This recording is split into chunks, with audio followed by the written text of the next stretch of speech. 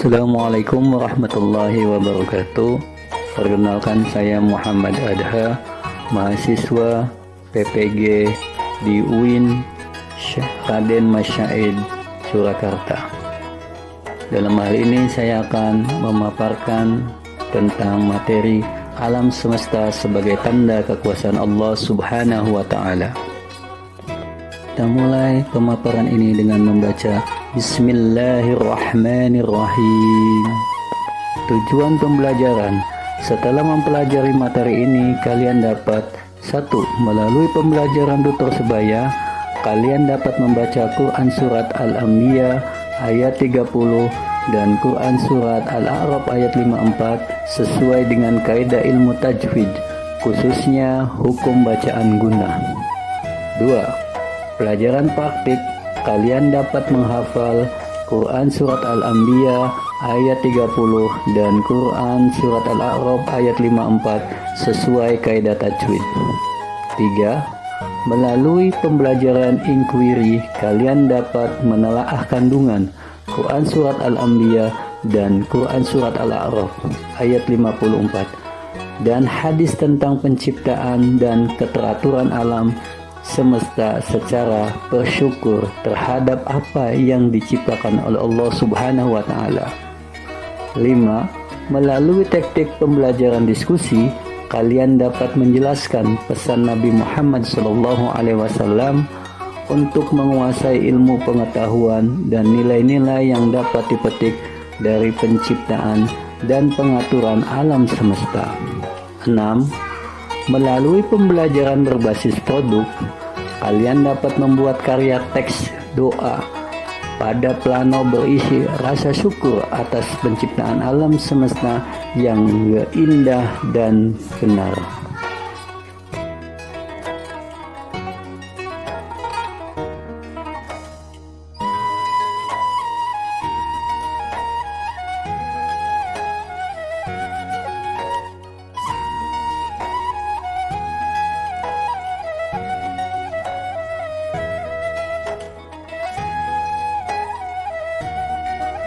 Isi kandungan Surat Al-Anbiya ayat 30.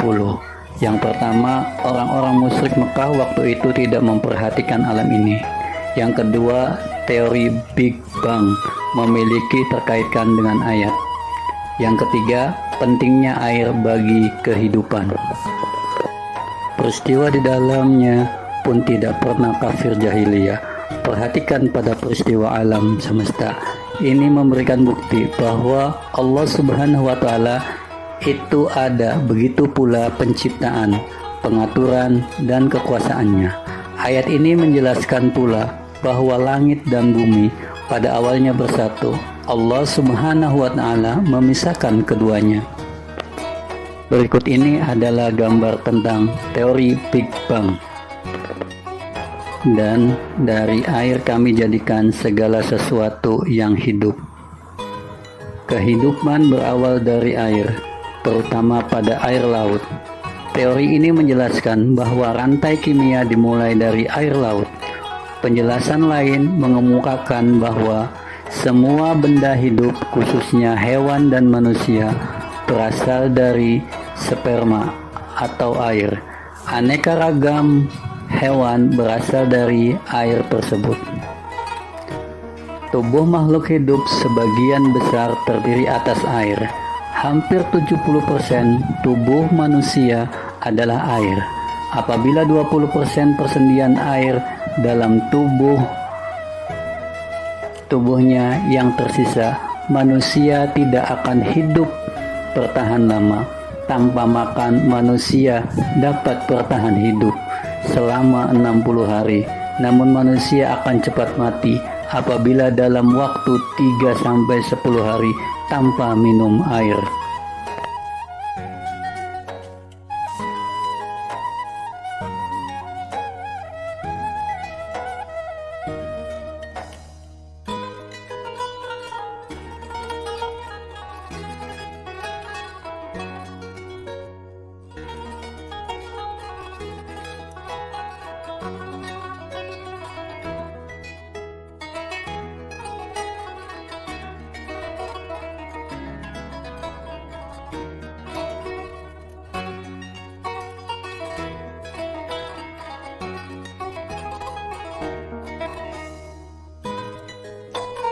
Isi kandungan Quran Surat Al-A'raf ayat 54. Yang pertama, penciptaan langit dan bumi dalam 6 masa.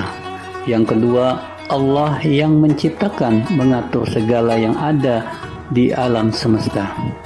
Yang ketiga, tidak ada yang luput dari kekuasaan Allah Subhanahu wa Ta'ala. Pernyataan 6 masa. Penciptaan langit dan bumi terdiri atas penciptaan keduanya. Setelah terbentuk langit, 6 masa ini meliputi awal proses penciptaan alam. Yang disebut pada ayat ini adalah langit dan bumi. Namun maksudnya bukan hanya keduanya. Yang dimaksud adalah semua yang ada pada semesta ini. Bumi adalah semua alam yang ada di bawah, sementara langit adalah semua alam yang ada di atas, seperti pada firman-Nya pula di Quran Surat Al-Furqan ayat 25. Dentuman besar diciptakan oleh Allah Subhanahu wa Ta'ala dengan sangat dahsyat yang disebut Big Bang. Materi yang semula termuat di dalamnya, bongkahan yang menyatu, perhamburan memecah dengan kecepatan yang amat sangat tinggi. Bumi dan isi langit seluruhnya adalah satu kesatuan.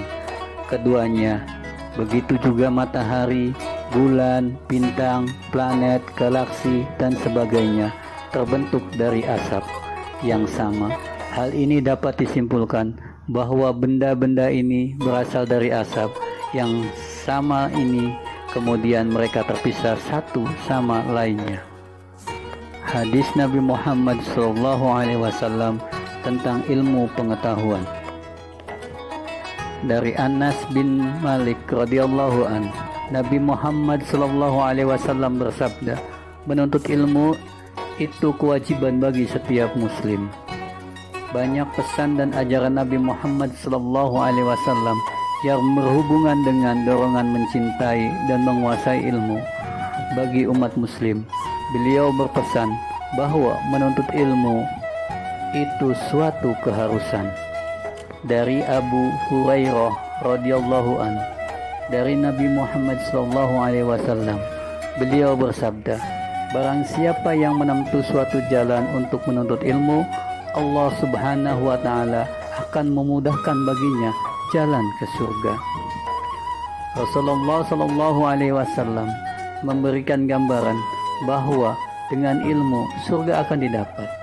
Dengan ilmu orang dapat beribadah dengan benar kepada Allah Subhanahu wa Ta'ala dan berbuat kebaikan.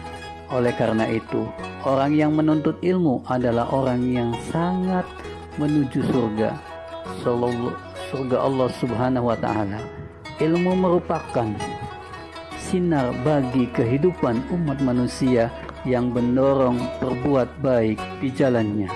Ilmu menjadi ladang amal, pahala, juga menyebabkan seseorang mudah masuk ke dalam surganya. Dari Abu Bakri radhiyallahu an, dari Nabi sallallahu alaihi wasallam, beliau bersabda, jadilah kamu orang yang pandai, atau orang yang belajar, atau orang yang mendengarkan, atau orang yang senang cinta. Janganlah kamu menjadi orang yang kelima, maka kamu akan celaka. Pada hadis ini, Rasulullah Shallallahu Alaihi Wasallam berpesan pada umatnya untuk menjadi orang yang berilmu.